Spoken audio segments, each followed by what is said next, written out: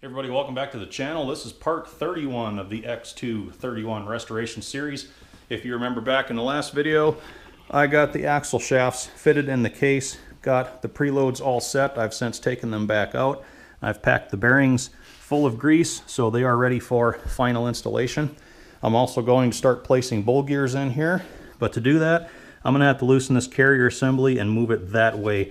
Reason being, I need space to get this left side bowl gear placed in here, and even on the production tractors there is minimal clearance between the ends of these bolts that hold the ring gear to the carrier and that bowl gear. So this is going to have to be loosened up, and I'm going to have to make some room.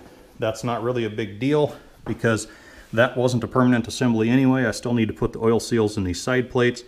These are not the proper studs, and I'm going to have to put thread sealant on all those. These aren't the right nuts. I'll have to get the right ones put in there, so no big deal. That was going to be loosened up anyway. So first thing I'm going to do here is start making some room.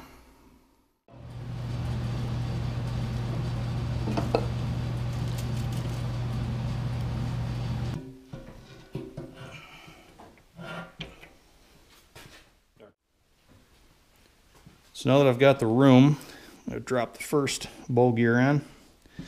I got rags all over to protect things.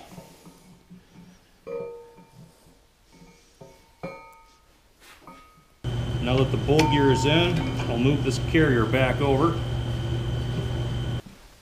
Then the axle can go in again.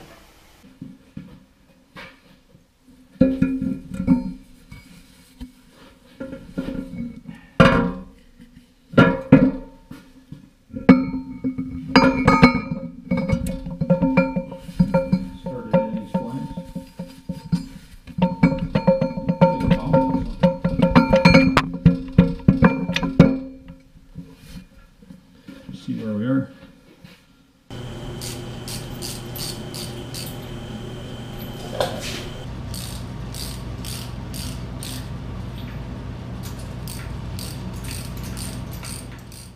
So the assembly thus far has went pretty well, but as is always the case with X231, I have some good news and even more bad news. To catch you up on what I've done, axle is back in. Bowl gear is started on the axle. The gear to spline fit is awesome. I've moved this carrier back over to where it needs to be. But here's the bad news. Every time I tighten the bowl gear nut, the bowl gear wants to become very difficult to turn. And what has been happening, I believe, is the back side of the bowl gear hub. We'll see if I can get the camera around to see it better.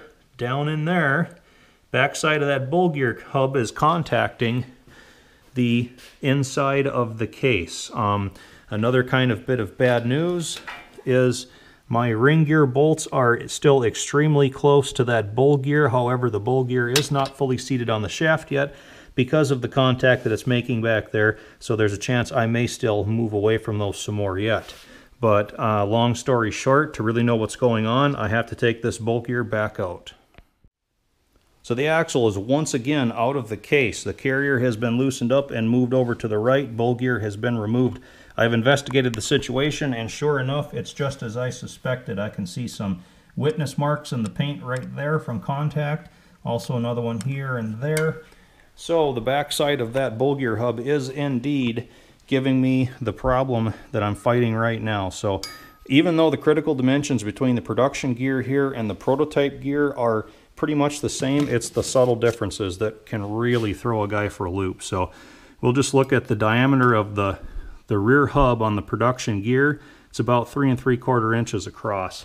Compare that with the prototype bowl gear, it's only about 3 1/4. And to illustrate the second half of my problem, I'll once again go back to the production case, but first we'll look at the prototype one. We're looking at the provision area for the inner bearing races.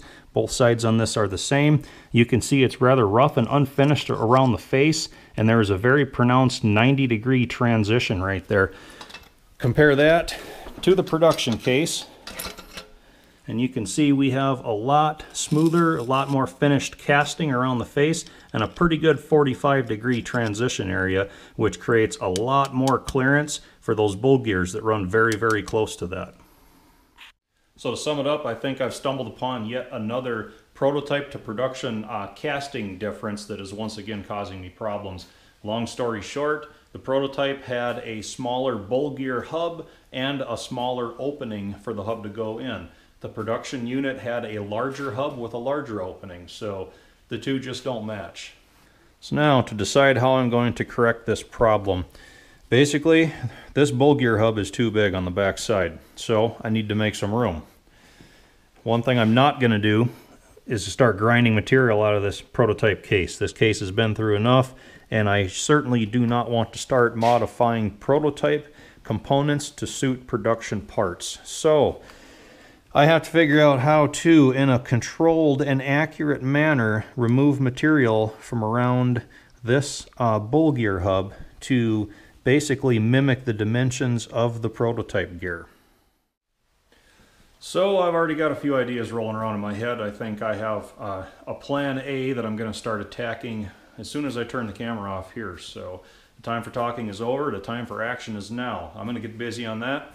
All you guys have to do is tune in next time.